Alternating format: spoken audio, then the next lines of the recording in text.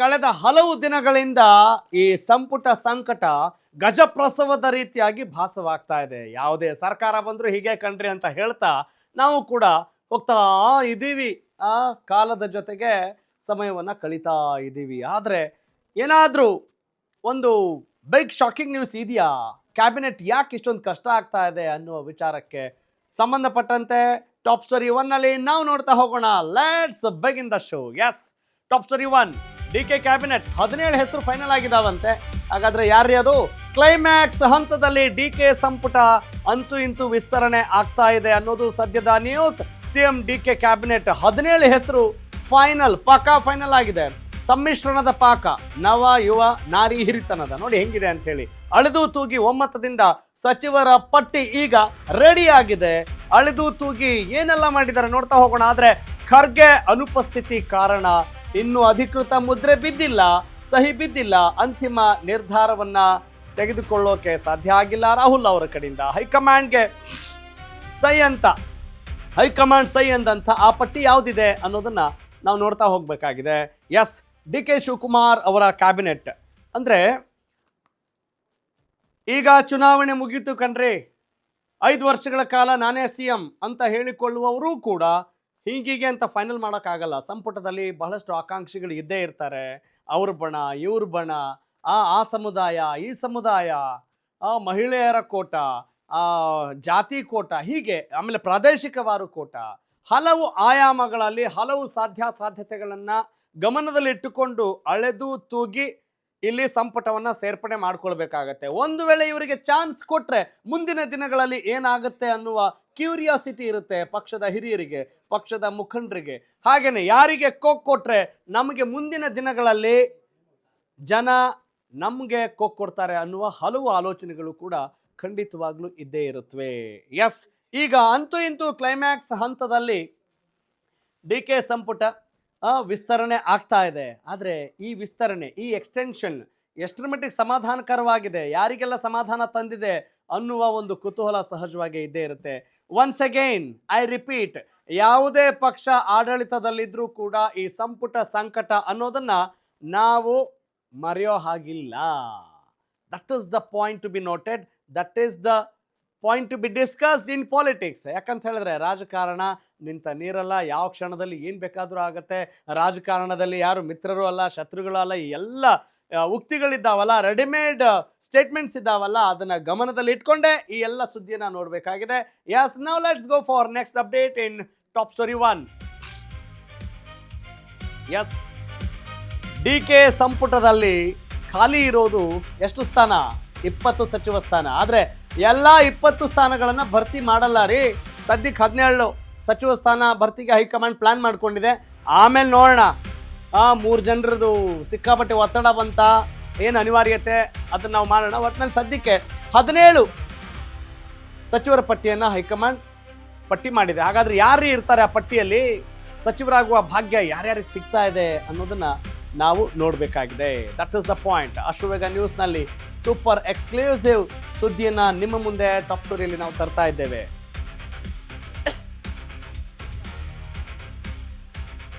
ಅಂದರೆ ಯಾವ ರೀತಿ ಸ್ಟ್ರಾಟಜಿಗಳನ್ನು ಮಾಡ್ತಾರೆ.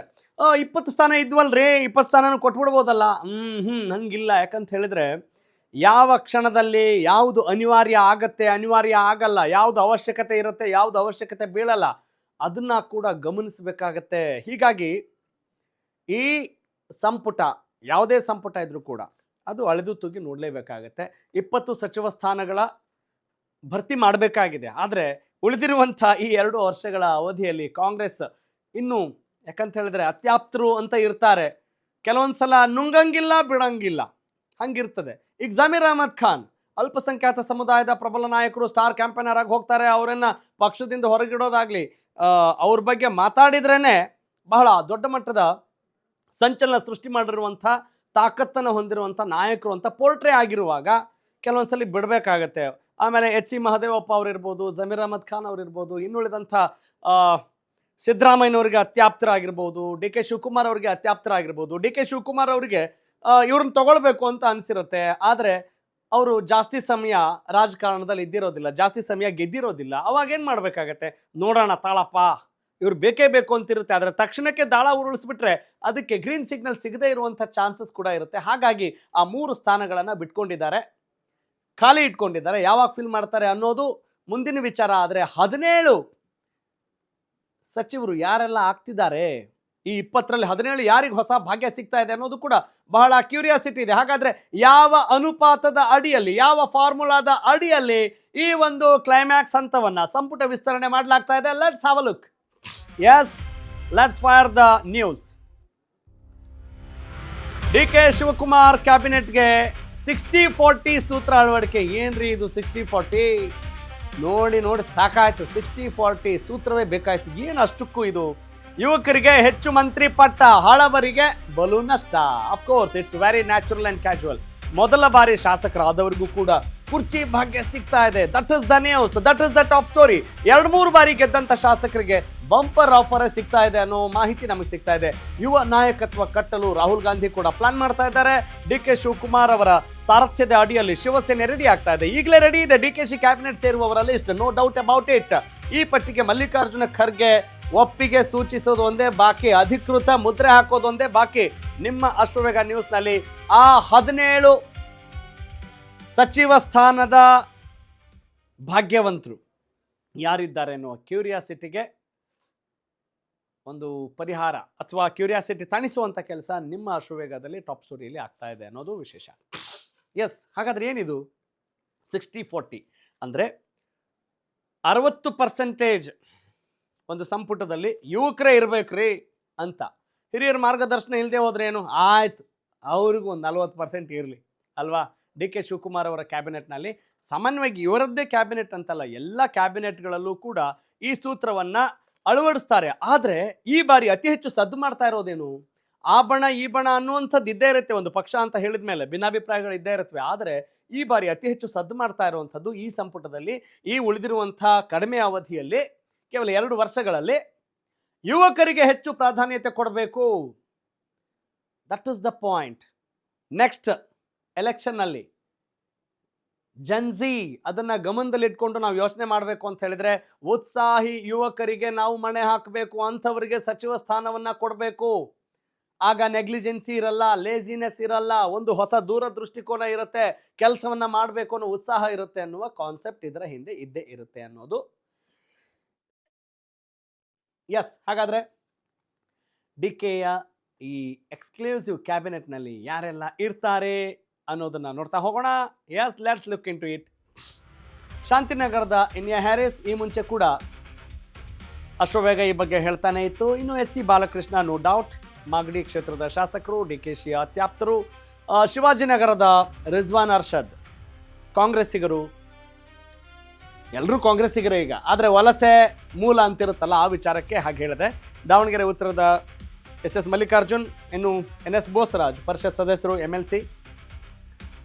ಪುಲಕೇಶಿ ನಗರದ AC ಶ್ರೀನಿವಾಸ್ ಅವರ ಹೆಸರು ಕೂಡ ಇಲ್ಲಿ ಕೇಳಿ ಬರ್ತಾ ಇದೆ. ಇವರೆಲ್ಲ ಯಂಗ್ ಎನರ್ಜೆಟಿಕ್ ಅನ್ನೋದರಲ್ಲಿ ಅನುಮಾನ ಇಲ್ಲ. ಅಂದರೆ ವಯಸ್ಸಿನ ಆಧಾರದಲ್ಲಿ, ರಾಜಕಾರಣದಲ್ಲಿ. ಇನ್ನು ಲಕ್ಷ್ಮೀ ಹೆಬ್ಬಾಳ್ಕರ್ ಅವರ ಹೆಸರನ್ನು ನೋಡಿದರೆ, ಇನ್ನು ಆರತಿ ಕೃಷ್ಣ ಅವರ ಹೆಸರು ಕೂಡ ದೊಡ್ಡದಾಗಿ ಸದ್ದು ಮಾಡ್ತಾ ಇದೆ. ಪರಿಷತ್ ಸದಸ್ಯ BK ಹರಿಪ್ರಸಾದ್ ಮಾತಾಡೋಂಗಿಲ್ಲ. ಯಾಕೆ ಅಂತ ಹೇಳಿದ್ರೆ 2 ಹುದ್ದೆ ಹೆಂಗೆ ನಿಭಾಯಿಸ್ತಾರೆ ಅನ್ನೋ ಪ್ರಶ್ನೆಗೆ ಉತ್ತರ ನೋಡೋಣ. ಅಥಣಿಯ ಲಕ್ಷ್ಮಣ ಸವದಿ, ಚಳ್ಳಕೆರೆಯ ರಘುಮೂರ್ತಿ, ಇವರೆಲ್ಲ DK ಎಕ್ಸ್ಕ್ಲೂಸಿವ್, ಇವ್ರ ಪಟ್ಟಿಯಲ್ಲಿರುವಂಥವ್ರು ಅಂತ ಅಂದ್ಕೊಳ್ಳೋಣ. ಗುಬ್ಬಿ ಶ್ರೀನಿವಾಸ್, ಗುಬ್ಬಿ ಕ್ಷೇತ್ರದ ಶಾಸಕರು. ಇನ್ನು ಅರಸೀಕೆರೆಯ KM ಶಿವಲಿಂಗೇಗೌಡರು. ಎಲ್ಲರೂ ಸಚಿವ ಸ್ಥಾನದ ಆಕಾಂಕ್ಷಿಗಳಂತ ಹೇಳಿದ್ರು ಕೂಡ ಕೆಲವರಿಗೆ ಗೊತ್ತಿರುತ್ತೆ ನಮಗೆ ಸಿಗುತ್ತೆ ಸಿಗಲ್ಲ ಅಂತ. ಅಂಥವರು ಇದ್ದಾರೆ. ಕೆಲವೊಂದು ಸಲ ಲಾಟ್ರಿ ಅಂತ ಹೇಳ್ಬೋದು. ಇನ್ನು ಸಂತೋಷ್ ಲಾಡ್, AS ಪೊನ್ನಣ್ಣ, ಬಹುತೇಕ ಇವರಿಗೆಲ್ಲ ಖಚಿತ ಅಂತ ಹೇಳಲಾಗ್ತಾ ಇದೆ. ಆ ಸಾಲಿನಲ್ಲಿ, ಆ ಪಟ್ಟಿಯಲ್ಲಿ PM ನರೇಂದ್ರ ಸ್ವಾಮಿ ಮಳವಳ್ಳಿ ಕ್ಷೇತ್ರದ ಶಾಸಕರು. ಇವರೆಲ್ಲರ ಹೆಸರು ಕೂಡ ಈಗ ಗಟ್ಟಿಯಾಗಿ ಕೇಳಿಬರ್ತಾ ಇದೆ. ಇವರೆಲ್ಲರೂ ಕೂಡ ಮಂತ್ರಿಗಿರಿಯ ಆಕಾಂಕ್ಷಿಗಳಷ್ಟೇ ಅಲ್ಲ, ಆ ಆಕಾಂಕ್ಷೆಯ ಜೊತೆಗೆ ಅವರ ಇಚ್ಛೆ, ಅವರ ಆಕಾಂಕ್ಷೆ ಸಾಫಲ್ಯ ಆಗುವಂಥ, ಸಾಕಾರಗೊಳ್ಳುವಂಥ ಸಾಧ್ಯತೆಗಳು ದೊಡ್ಡ ಮಟ್ಟದಲ್ಲಿದ್ದಾವೆ ಅನ್ನೋದು ಸದ್ಯದ ಟಾಪ್ ಸ್ಟೋರಿ. ಎಸ್, ನೋಡಿ, DK ಶಿವಕುಮಾರ್ ಅಂತ ಹೇಳಿದ ತಕ್ಷಣ ಸಂಘಟನಾ ಚತುರ ಅಂತೀವಿ, ಟ್ರಬಲ್ ಶೂಟರ್ ಅಂತ ಕರಿತೀವಿ. ಬರೀ ನಾವು ಕರೆಯೋವಂಥದ್ದಲ್ಲ, ಮಾಧ್ಯಮದವ್ರು ಮಾತ್ರ ನಾಮಕರಣ ಮಾಡಿಬಿಟ್ಟು ಹಂಗೆ ಹೇಳ್ತಿದ್ದಾರೆ ಅಂತಲ್ಲ, ಅವ್ರಿಗಿರುವಂಥ ಛಾತಿ ಆಗಿದೆ. ಅವ್ರು ಮಾಸ್ ಲೀಡರಾ ಗೊತ್ತಿಲ್ಲ, ಇನ್ನಷ್ಟೇ ಪ್ರೂವ್ ಆಗಬೇಕಾಗಿದೆ, ಎಟ್ ಟು ಬಿ ಪ್ರೂವ್ಡ್. ಆದರೆ ಪಕ್ಷ ಸಂಘಟನಾ ಚಾತುರ್ಯ ಇದೆಯಾ? No doubt, it is proved. ಪಕ್ಷ ಸಂಘಟನೆ ಅಂತ ಹೇಳಿದ ತಕ್ಷಣ ಚಾಣಾಕ್ಷತನ ಇರಬೇಕಾಗತ್ತೆ, ಆರ್ಥಿಕ ಬಲ ಇರಬೇಕಾಗತ್ತೆ, ಬುದ್ಧಿವಂತಿಕೆ ಇರಬೇಕಾಗತ್ತೆ, ಮತ್ತು ದೂರದೃಷ್ಟಿ ಇರಬೇಕಾಗತ್ತೆ.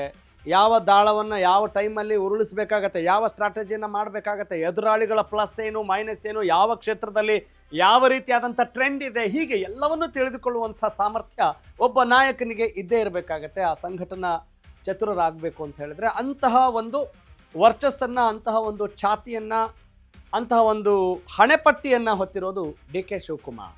ಹಾಗಾಗಿ ಇವತ್ತು ಅವರು ಮುಖ್ಯಮಂತ್ರಿಯಾಗಿ ಪಕ್ಷದಲ್ಲಿ ಎಷ್ಟೇ ಸವಾಲುಗಳಿದ್ರೂ ಕೂಡ ಆ ಎಲ್ಲ ಸವಾಲುಗಳನ್ನು ಮೆಟ್ಟಿ ನಿಂತು ಅವರ ಮಹತ್ವಾಕಾಂಕ್ಷೆ, ಅವರ ದೃಢ ಸಂಕಲ್ಪದಿಂದ, ಅದು ಧಾರ್ಮಿಕವಾಗಿಯೋ ರಾಜಕೀಯವಾಗಿಯೋ ಆರ್ಥಿಕವಾಗಿಯೋ ಎಲ್ಲ ರೀತಿಯಿಂದಲೂ ಕೂಡ ಅವರಿಗೆ ಬಂದಂಥ ಸವಾಲುಗಳನ್ನು ಎದುರಿಸಿ ಇವತ್ತು ಮುಖ್ಯಮಂತ್ರಿ ಆಗಿದ್ದಾರೆ.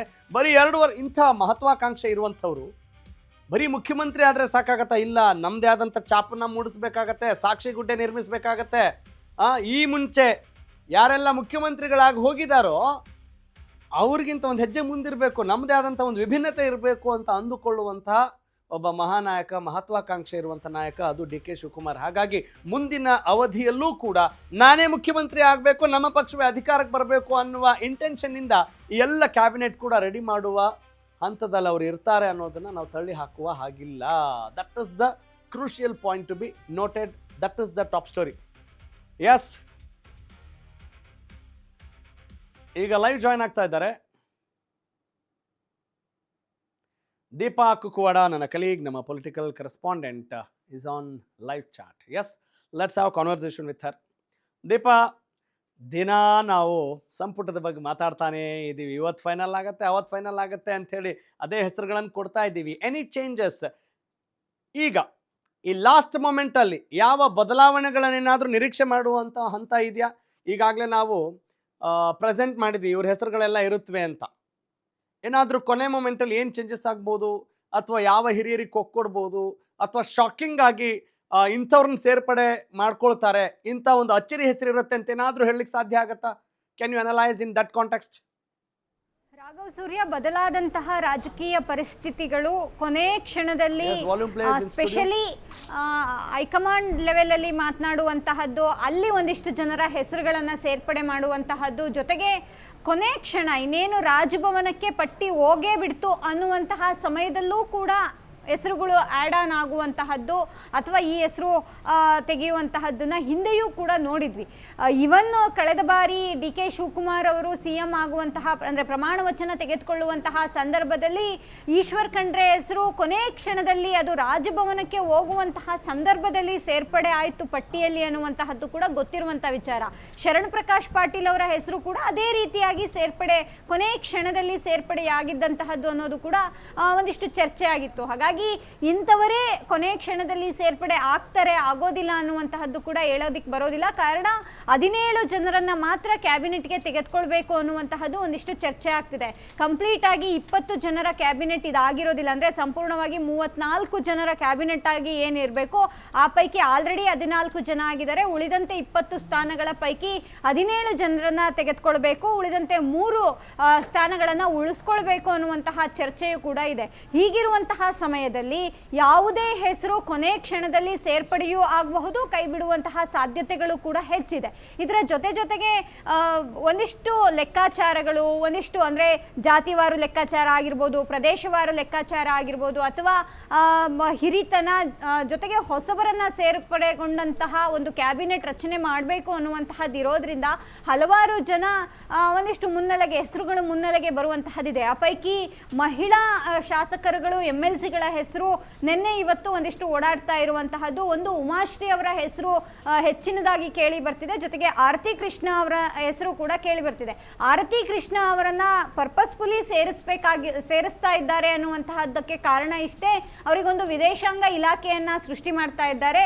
ಆ ಇಲಾಖೆ ಅಂದ್ರೆ ಸಪರೇಟ್ ಆದಂತಹ ಇಲಾಖೆ ಏನಿದೆ ಅದನ್ನ ಅವರಿಗೆ ವಹಿಸಬೇಕು ಅನ್ನುವಂಥದ್ದು. ಕಾರಣ ಅವರು ಹಿಂದೆ NRI ಕೆಲಸಗಳು ಅಂದ್ರೆ ಅದೇ ಡಿಪಾರ್ಟ್ಮೆಂಟ್ ಅಲ್ಲಿ ಉನ್ನತ ಕೆಲಸಗಳನ್ನ ಮಾಡಿರುವಂತಹದ್ದು, ಅದರ ಆಧಾರದ ಮೇಲೆಯೇ ಹೈಕಮಾಂಡ್ ನಾಯಕರಿಗೂ ಕೂಡ ಹತ್ರ ಆಗಿದ್ದಂಥದ್ದು. ಜೊತೆಗೆ ಅವರಿಗೆ MLC ಸ್ಥಾನವೂ ಕೂಡ ಅದೇ ಒಂದು ಹಾದಿಯಲ್ಲೇ ಸಿಕ್ಕಿರೋದ್ರಿಂದ ಆ ಒಂದು ಇಲಾಖೆಯನ್ನ ಸ್ಪೆಷಲಿ ಬಂಡವಾಳ ಹೂಡಿಕೆ ವಿಚಾರವಾಗಿ ಅಂದರೆ ವಿದೇಶಿ ಬಂಡವಾಳ ಹೂಡಿಕೆ ವಿಚಾರವನ್ನು ಕೂಡ ಆ ಇಲಾಖೆಯಲ್ಲಿ ಸೇರಿಸಿ ಅವರಿಗೆ ಕೊಡಬೇಕು ಅನ್ನುವಂಥದ್ದಿದೆ. ಹೀಗೆ 10 ಹಲವು ಹೆಸರುಗಳು ಇರೋದ್ರಿಂದ ಕೊನೆ ಕ್ಷಣದಲ್ಲಿ ಯಾವ ಹೆಸರು ಸೇರ್ಪಡೆ ಆಗುತ್ತೆ, ಇರುವಂತಹ ಪಟ್ಟಿಯಲ್ಲಿ ಇನ್ಯಾರು ಹೊರಗೆ ಹೋಗ್ತಾರೆ ಅನ್ನುವಂತಹದ್ದು ಕೂಡ ಸಹಜವಾದಂತಹ ಕುತೂಹಲ ಆಗಿದೆ.